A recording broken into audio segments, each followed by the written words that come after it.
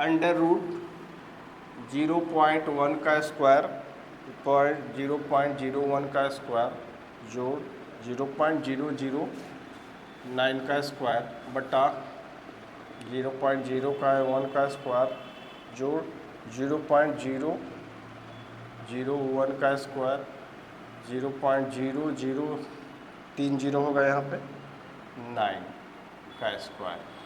ठीक है, सबसे पहले दशमलव से सारे को भिन्न में बदल लें। इसको लिख सकते हैं 1/10, स्क्वायर है तो स्क्वायर रहने दें। इसको लिख सकते हैं 1/100, चूँकि दशमलव के बाद 2 अंक है तो नीचे 2 शून्य होगा। यहाँ दशमलव के बाद 3 अंक है, दशमलव हटाएंगे 1 पर 3 शून्य होगा, स्क्वायर है तो स्क्वायर रहा। नीचे यहाँ 2 अंक है, 1/100 जोड़ 1/1000, यहाँ हो जाएगा 1/, दशमलव के बाद 4 अंक तो 4। अब देखिए यहाँ पे इस 100 को मैं स्टेप थोड़ा जंप कर रहा हूँ। आप 10 × 10 लिख सकते हैं, इसको 10 × 100 कर सकते हैं, इसको भी 10 × 1000 कर सकते हैं अंदर। मतलब 2 पार्ट ब्रेक होगा तो 1/10 का स्क्वायर 1/10 का स्क्वायर। अब तीनों में 1/10 का स्क्वायर कॉमन हो गया, ऊपर जैसे है रहने देते हैं। 1/10 का स्क्वायर जोड़ 1/100 का स्क्वायर जोड़ स्क्वायर। थोड़ा नीचे ऊपर मैं जा रहा हूँ, इस स्टेप को मिटा के, इस स्टेप को मैं ऊपर लिख रहा हूँ क्वेश्चन मिटा करके। क्वेश्चन मिटा रहा हूँ यहाँ से।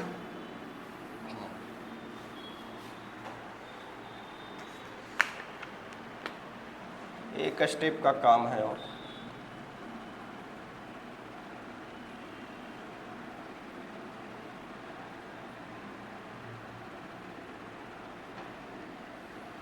नीचे 1/10 का स्क्वायर कॉमन हो जाएगा, देखिएगा। तो यहाँ बचा 1/10 का स्क्वायर जोड़ 10 का स्क्वायर बाहर आ गया तो यहाँ बचा 1/100 का स्क्वायर जोड़ 9 यहाँ भी बच जाएगा 1000 का स्क्वायर। ये ब्रैकेट रूट अंदर है। अब इसको भी एक ब्रैकेट में सोचिए, 8 टर्म और 8 टर्म कैंसिल हो गया। अब बचा क्या, ऊपर 1/10 का स्क्वायर। अब इसको मिटा रहे हैं नीचे वाले।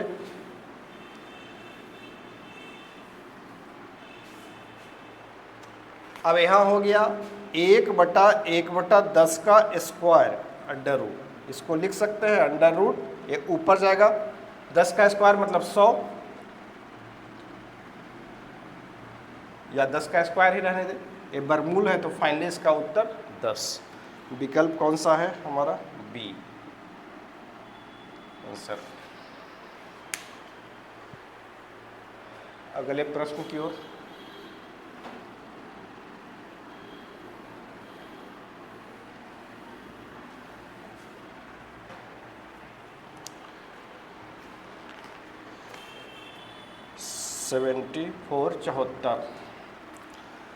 अभिनय और रेखा की मासिक आय 6:5 के अनुपात में है, जबकि उनके मासिक व्यय 9:8 के। यदि अभिनव और की आय रेखा के व्यय से दुगने हैं। ठीक है, अभिनय को मैं ए से डिनोट करूंगा, रेखा को आर से।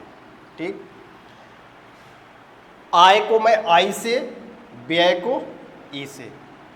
अभिनय की आय देखिए शॉर्ट में लिख रहा हूँ, अभिनय की आय, अभिनय का इनकम ऑफ अभिनय अनुपात इनकम ऑफ रेखा, ये दिया हुआ है हमारा 6:5। और दिया हुआ है इनके व्यय एक्सपेंडिचर का अनुपात दिया हुआ है 9:8। अच्छा सवाल है।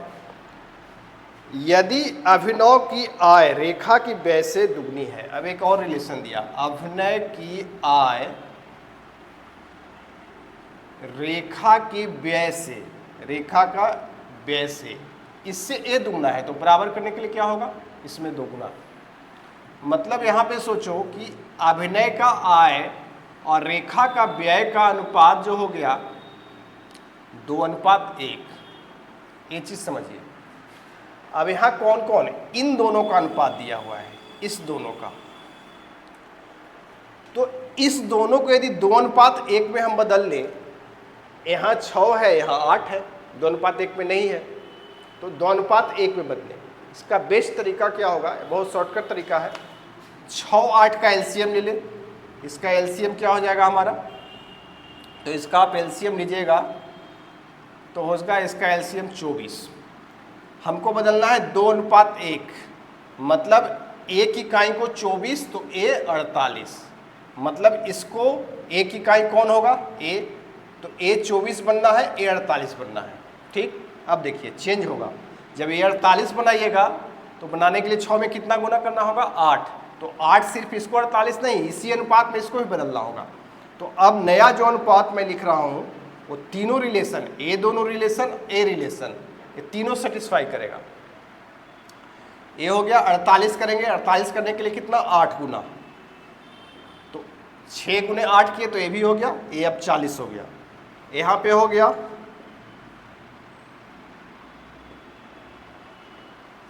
इसको 24 बनाना है तो 3 से गुना, तो 3 से 9 में भी गुना होना चाहिए, ए 27 हो गया, ए 24 हो गया। अब देखिए ए भी रिलेशन, तीनों रिलेशन सेटिस्फाई कर रहा है ए अनुपात में, तो तीनों संतुष्ट होना चाहिए। अब क्या था, दोनों का बचत का अनुपात बचाना था। बचत क्या होता है, आय में से व्यय को घटाएंगे तो बचत का मिल जाएगा। तो यहाँ माइनस कर दे डायरेक्ट, चूंकि अनुपात एक्चुअल निकलेगा भी ऐसे सवालों में नहीं, अनुपात रूप में ही पूछा है, अनुपात रूप में ही निकलेगा। सीधे माइनस किया, 48 में से 27 हुआ, 21 हो जाएगा, और 40 में से 24। सिंपलेस्ट फॉर्म में, नहीं कोई कॉमन फैक्टर नहीं है। तो देखते हैं विकल्प हमारा इसमें ए विकल्प है। तो यहाँ पर बिना एक्स माने बनाया, आपको आसान तरीका है सबसे, थोड़ा सा दिमाग लगाना होगा, दिमाग लगा सकते हैं। अगले प्रश्न की ओर।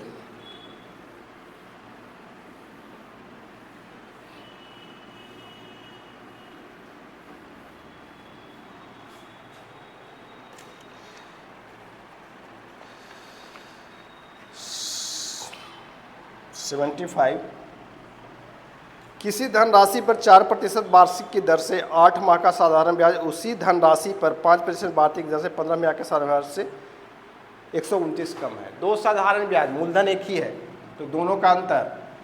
तो साधारण ब्याज का फॉर्मूला पी आर टी, तो पी तो ज्ञात करना है, दोनों के लिए पी सेम है, 5% वाला अधिक है, तो आर टी महीने में होता है, यहाँ पे दिया हुआ है, वर्ष में बदलेंगे तो 12 से भाग देना होगा, ये इक्वेशन बनेगा।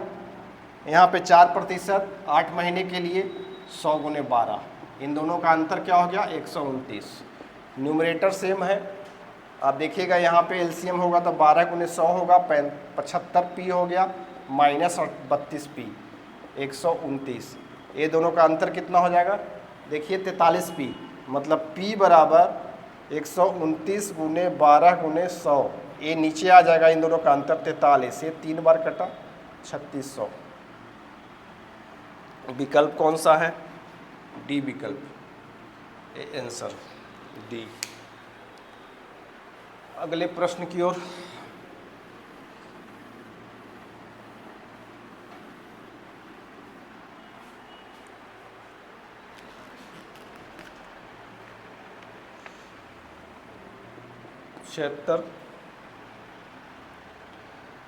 एक राशि 8% प्रतिवर्ष चक्रवृद्धि ब्याज पर 2 वर्षों में 2916 रुपया हो जाता है। ठीक है, 8% के रेट से 2 वर्षों में 2916, तो 2916 मिश्रधन हुआ। उसी राशि पर 9% प्रतिवर्ष साधारण ब्याज की दर से 3 वर्ष के लिए ब्याज क्या होगा। तो पहले देख ले सीआई जो होगा 2 वर्ष में कितना होगा, सक्सेसिव लगाते हैं, सक्सेसिव से सीआई कितना प्रतिशत, तो सक्सेसिव यही होता है आर प्लस आर जोड़,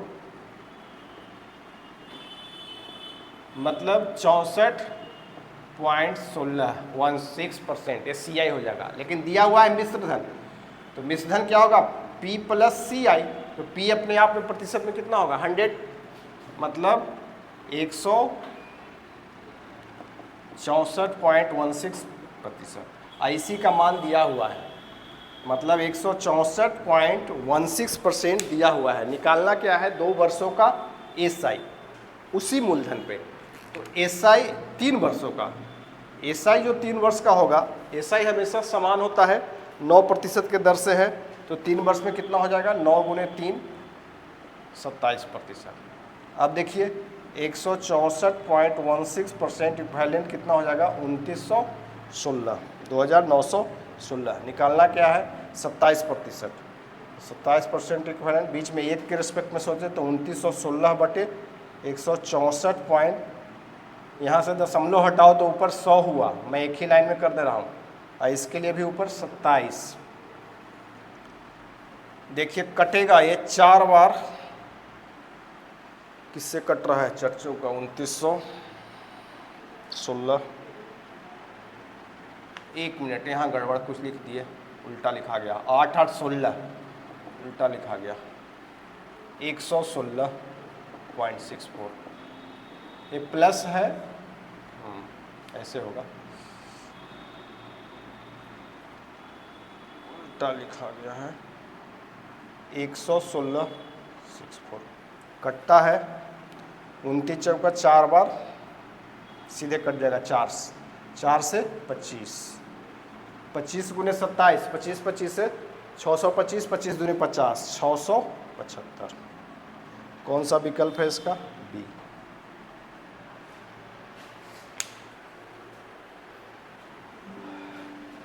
अगले प्रश्न की ओर।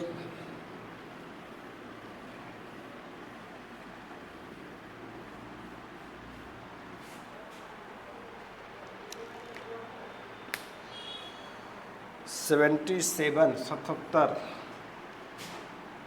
ए कार्य को 8 दिनों में पूरा कर सकता है, जिसे बी 3 दिनों में नष्ट कर सकता है उसी काम को। जैसे इसको उस कॉन्सेप्ट में सोचे कि एक पाइप 8 घंटे में भरता है तो दूसरा पाइप खाली करता है, वही कॉन्सेप्ट है। खाली करता है तो क्या होता है, माइनस करते हैं, नष्ट हो रहा है तो माइनस होगा। तो चलो ए 8 दिन, बी उसी काम को 3 दिन में नष्ट करता है। एलसीएम ले ले, पूरा काम हो जाएगा 24, मतलब ए का 1 दिन का काम 3 इकाई हो जाएगा। प्लस कर रहे हैं मतलब ये काम कर रहा है, माइनस लेंगे यहाँ मतलब ये नष्ट कर रहा है। ठीक है, ए ने वह कार्य 6 दिन तक किया, तो ए ने 6 दिन में कितना काम किया होगा, 1 दिन में 3 यूनिट, तो 6 गुणे 3 18 इकाई काम कर चुका। ठीक, तो अंतिम 2 दिन में बी उसे नष्ट कर दीजिए। लेकिन 6 दिन के बाद जो बी जो है 2 दिनों में उसे नष्ट भी किया, तो 2 दिन में कितना नष्ट किया होगा, 8 गुणे 2 माइनस 16। अब तो काम हुआ कितना, 2 ही इकाई। तदनुसार ए को शेष कार्य पूर्ण करने में कितने दिन लगेंगे, तो शेष कार्य, अब हुआ काम 2 इकाई, इतना ही हुआ, चूंकि इसने तो नष्ट कर दिया बी, तो शेष काम अब हो गया हमारा 24 माइनस 2 22। अब इसको करना है किसको, ए को, तो ए को कितने दिन लगेगा, 1 दिन में 3 इकाई, तो ए को जो समय लगेगा 22/3, इसको 7.1/3 दिन। उत्तर हुआ हमारा बी। अगले सवाल की ओर।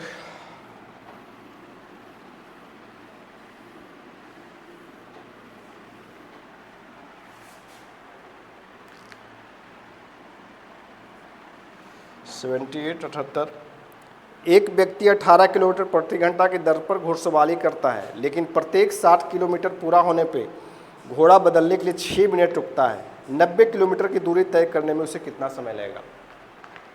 आसान सवाल है। पहले ये सोचिए कि 90 किलोमीटर दूरी तय करने में कितने बार रुका, तो कितने किलोमीटर पर रुकता है, 7 किलोमीटर, तो 90 में 7 से भागा देंगे, पूरी कटर नहीं, 12 84, ये 12 बार रुका।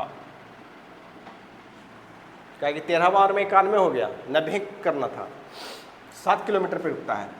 तो रुकने में समय कितना बर्बाद किया, तो रुकने में जो समय लगा उसको, वो एक बार में कितना लगता है, 6 मिनट, तो 12 गुने 6 72 मिनट,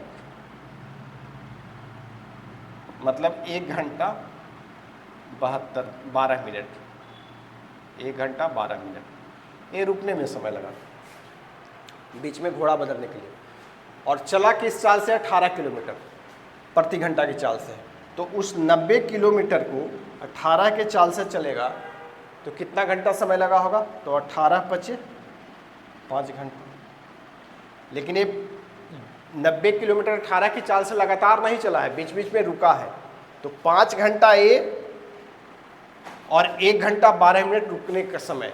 तो कुल समय जो उसको लगा, चूंकि ये समय जुड़ेगा, बीच में रुका भी है, वो लगा 5 घंटा जोड़ 1 घंटा 12 मिनट, मतलब 6 घंटा 12 मिनट। विकल्प देखिए कोई है? बी विकल्प।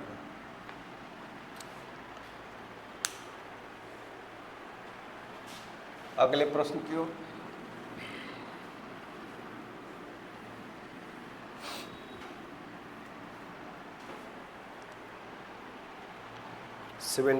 उनासी।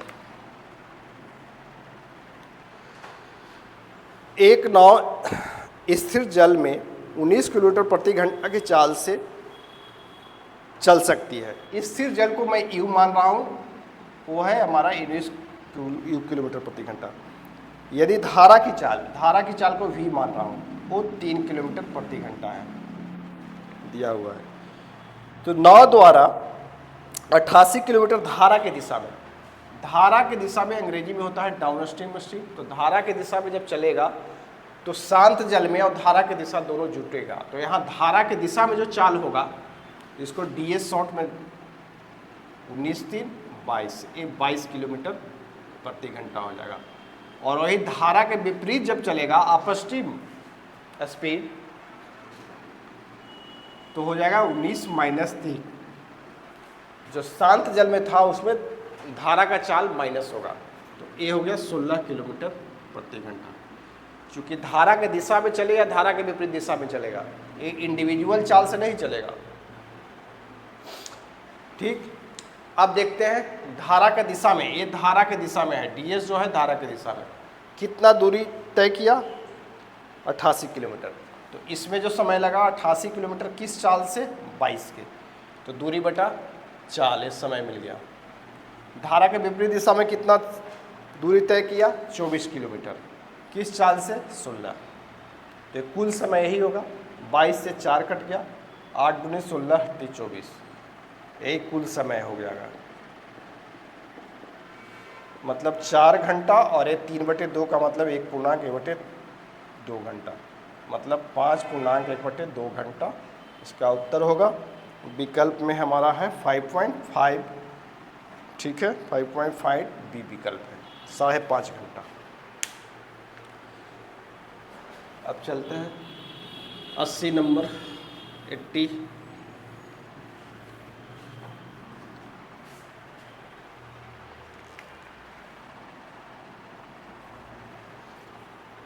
साधारण ब्याज की किस वार्षिक दर से कोई धनराशि 4 वर्ष में स्वयं के 7/4, सीधा 7/4 को लिख देते हैं, स्वयं का 7/4। तो स्वयं का मतलब क्या हुआ? P, AP हुआ। 7/4 सीधे भिन्न को दे, ए क्या हो गया? मिश्र धन। चूंकि स्वयं का इतना 7/4 हो गया, तो हो गया वो क्या हुआ? मिश्र धन। तो यदि मूलधन 4 है, इस फ्रैक्शन का मतलब समझिए, तो मिश्र धन जो है हमारा 7 हो गया। तो यहाँ से हमारा SI ज्ञात हो गया। SI क्या होता है? मिश्र धन माइनस मूलधन, 7 में से 4 3। ये कितने वर्ष में हुआ है? 4 वर्ष में। तो इस समय हमारा दिया हुआ है 4 वर्ष। निकालना क्या था? दर का फॉर्मूला क्या होता है? SI × 100/P × T। तो P हमारा क्या हो गया? 4। फॉर्मूला ही लगाए, SI × 100/P × T। 4 से कट गया 25, 75/4 का मतलब क्या हो गया? 18×4 = 72, 18.3/4%। विकल्प हमारा है C। तो इस तरह से कुल 10 प्रश्न हम लोग देखे, बहुत ही आसान तरीके से भी देखे, कुछ सवाल अच्छे सवाल थे। तो आज के लिए इतना ही, बहुत बहुत धन्यवाद।